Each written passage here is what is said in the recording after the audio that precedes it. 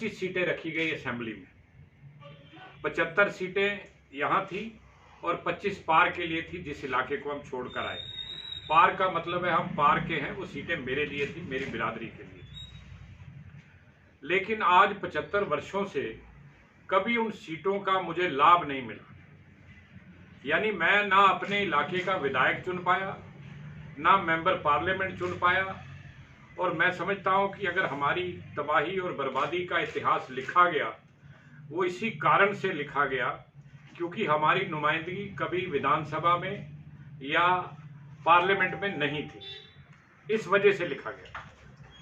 और आप देखें कि 1957 में मेरे लिए प्रोविजन है कॉन्स्टिट्यूशन के अंदर, वादवा कमेटी बनती है।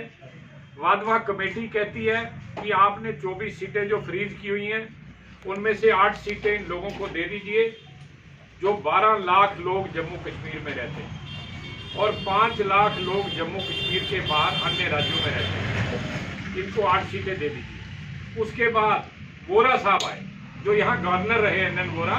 वो पहले इंटरलोकेटर बन के आए, शायद आपको याद होगा, आप सभी प्रेस के लोग हैं।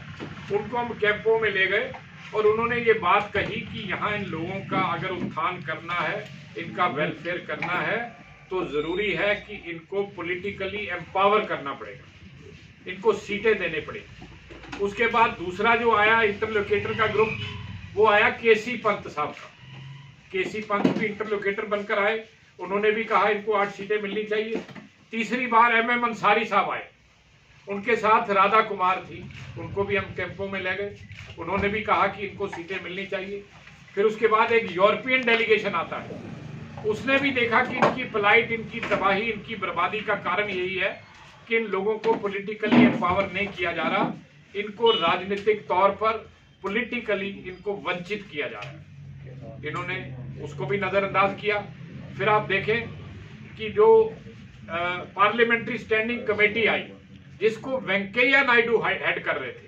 मैं वेंकैया नायडू जानबूझ के जोर से बोल रहा हूं क्योंकि वेंकैया नायडू भारतीय जनता पार्टी के राष्ट्रीय अध्यक्ष रहे और हिंदुस्तान के उपराष्ट्रपति रहे। उन्होंने अपनी रिपोर्ट में जो 22 दिसंबर 2014 को लोकसभा और राज्यसभा में पेश की गई, उसमें कहा कि 24 में से 8 सीटें निकालिए और इन लोगों को दे दीजिए, इनको पॉलिटिकली एम्पावर करिए। और आगे एक और बात कही, उन्होंने कहा कि इसके लिए अगर कॉन्स्टिट्यूशन में अमेंडमेंट भी करनी पड़े तो कॉन्स्टिट्यूशन में अमेंडमेंट करके इनको सीटें दीजिए। तो कल क्या हुआ है? कल कॉन्स्टिट्यूशन में अमेंडमेंट हुई है। आपने अपनी पार्टी के अध्यक्ष की उन सिफारिशों को नजरअंदाज किया जिसमें उन्होंने कहा था इनको 8 सीटें दें, और आपने हमें जलील करने के लिए, हमें नीचा दिखाने के लिए 1 सीट दी। ये क्या तमाशा है? और वो जो सीट भी दी है उसका अधिकार अपने पास रखा कि हम जिसको चाहे नॉमिनेट करें। वो क्यों रखा? कि हम किसी पपट को बनाएंगे जो हमारी बोली बोले, जो हमारी आवाज में बात करे, ताकि रिफ्यूजियों की नुमाइंदगी वहां ना हो। और 2 सीटें आपने वैली माइग्रेंट्स को, कश्मीरियों को दी। कल तो खुद कहा होम मिनिस्टर साहब ने कि कश्मीरी पंडितों की संख्या 1,57,000 है। ये पार्लियामेंट के फ्लोर पे बोला। वो लोग 1.5 लाख और 2 सीटें, हम लोग 17 लाख और 1 सीट। ये तमाशा नहीं है? हम पे तो 2 पार्लियामेंट की सीटें बनती हैं, लेकिन आप 1 सीट दे रहे हैं। और मेरे लिए, जैसे मैंने आपको गिनवाया कि मेरे कॉन्स्टिट्यूशन से लेके आज तक 8-10 कमेटियां और कमीशन सिफारिश कर चुके हैं, इनको मिलनी चाहिए 8 सीटें। और वैली माइग्रेंट्स के लिए मात्र डिलिमिटेशन ने कहा कि इनको 2 सीटें मिली, और मेरे लिए कहा उसी डिलिमिटेशन कमीशन ने कि इनको पर्याप्त मात्रा में मिले। पर्याप्त मात्रा का क्या मतलब है? 1 सीट होती है पर्याप्त मात्रा का मतलब। हमारे पैकेज की आपने धज्जियां उड़ा दी। पैकेज था कि इनको 25-25 लाख रुपया मिले, आपने उसको बंद कर दिया, दोबारा बात ही नहीं करते उसमें था कि हमारे बच्चों को प्रोफेशनल टेक्निकल कॉलेज में रिजर्वेशन मिले। इसमें क्या था? कौन सा पैसा लगना था? नहीं दिया आपने। उसमें था कि इनको 8,500 नौकरियों का एक पैकेज दीजिए जो एजुकेटेड अनएम्प्लॉयड यूथ है। उस पर आप चर्चा नहीं करते, आप खामोश हैं। और मैं कहता हूं कि हमारी ये जो दुर्दशा हुई है, इसके लिए डॉक्टर जितेंद्र सिंह जिम्मेदार है, इसके लिए रविंद्र रैना जिम्मेदार है, इसके लिए अशोक कौल जिम्मेदार है। इस तिकड़ी ने जानबूझ के दिल्ली के अंदर असल रिपोर्ट पेश नहीं की। मैं मानता हूं केंद्र में इसकी गलती नहीं हो सकती, क्योंकि हिंदुस्तान बहुत बड़ा है, सभी मुद्दों को उन्होंने देखना होता है, हर एक तक वो पहुंच नहीं पाते। ये लोकल प्रतिनिधियों का काम है कि वो सरकार के कानों तक इन बातों को पहुंचाएं कि कहां पर त्रुटि है, कहां पर किस आदमी की मदद करनी है, किस कम्युनिटी की मदद करनी है। ये तमाशा बना के रखा हुआ है आपने। मैं पूछना चाहता हूं, क्या कश्मीर किसी दूसरे देश के कब्जे में है? अगर कश्मीर हमारे पास है तो इन माइग्रेंट्स को वहां से चुनाव लड़ाइए ना। आप रिजर्व क्यों कर रहे हैं सीटें? अगर वहां नॉर्मलसी है तो चुनाव लड़ सकते हैं। मैं तो इसलिए मांग रहा हूं क्योंकि मेरा इलाका पाकिस्तान के पास है। आप कराइए खाली मुजफ्फराबाद को, आप खाली कराइए मीरपुर को, आप खाली कराइए पुंछ को। मेरे सारे लोग वहां से चुनाव लड़ने के लिए तैयार है, हम डरने वाले नहीं हैं। लेकिन तमाशा बना के रखा हुआ आपने। आप एक गलत परसेप्शन को बना रहे हो, और परसेप्शन लोग नहीं बना रहे। दुख इस बात का होता है कि सरकार परसेप्शन बना रही है।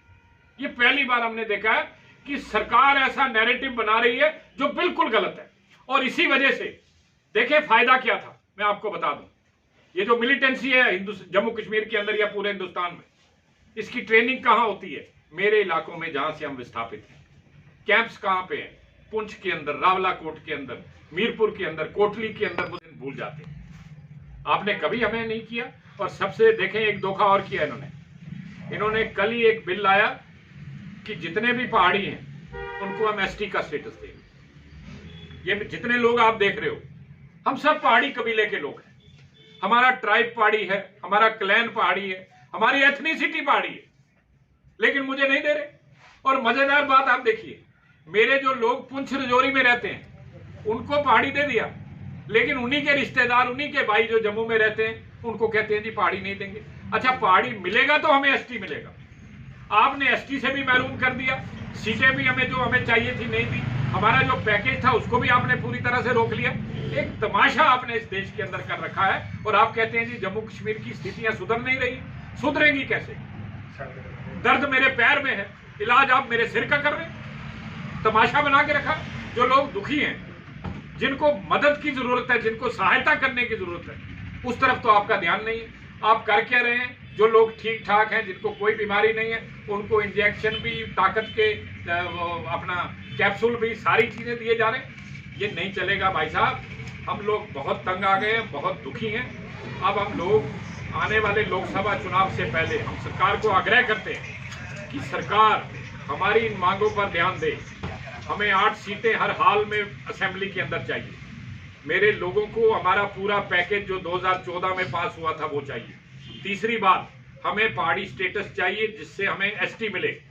और मैं आपको बता दूं, इसके लिए हम हाई कोर्ट गए हुए हैं, क्योंकि छुट्टियां पड़ रही हैं। हाई कोर्ट में फाइनल हियरिंग है हमारी, 24 फरवरी को डेट लगी हुई है 2024 में। लेकिन लानत है, मैं समझता हूं कि अगर हमें चीजें अदालत से लड़के लेनी पड़े तो हम वोट किस लिए डालते हैं, सरकारें किस लिए बनाते हैं? जिनको हम चुन के भेजते हैं उनके मुंह में दही जमा रहता है, वो मुंह खोलते ही नहीं। ये तमाशा बना के रखा हुआ है इन्होंने। मैं जब भी देखता हूं, उठते बैठते सोते जागते कश्मीर की बात, कश्मीरी माइग्रेंट्स की बात करिए, मुझे कोई एतराज नहीं है, लेकिन हमें जहर दे दीजिए, फिर मार दीजिए इन सबको। बड़ा आसान तरीका आपके पास। बड़े दुखी हैं, मैं आपको बता दूं। इतने लोग सोच रहे हैं कि इतना बड़ा दगा, इतना बड़ा धोखा। कल तक आप दूसरी पार्टियों को जिम्मेदार ठहराते थे, उन्होंने कुछ नहीं किया। मैं भी कहता हूं उन्होंने कुछ नहीं किया, लेकिन जब आपकी बारी आई, आपने कौन सा इंसाफ कर दिया? आपके पाले में गेंद थी, आप ठीक करते, आपके हाथ में था। और आपने पहले जब 5 अगस्त 2019 को जम्मू कश्मीर रीऑर्गेनाइजेशन बिल लाया, तब भी आपने गलती की, उसको फिर आपको ठीक करना पड़ा 4 साल के बाद। और मैं कहता हूं इनको दोबारा ठीक करना पड़ेगा। जब तक ये उसमें अमेंडमेंट नहीं करेंगे, हमारे 8 लोगों को नहीं डालेंगे, मैं समझता हूं हमारे साथ इंसाफ होने वाला नहीं।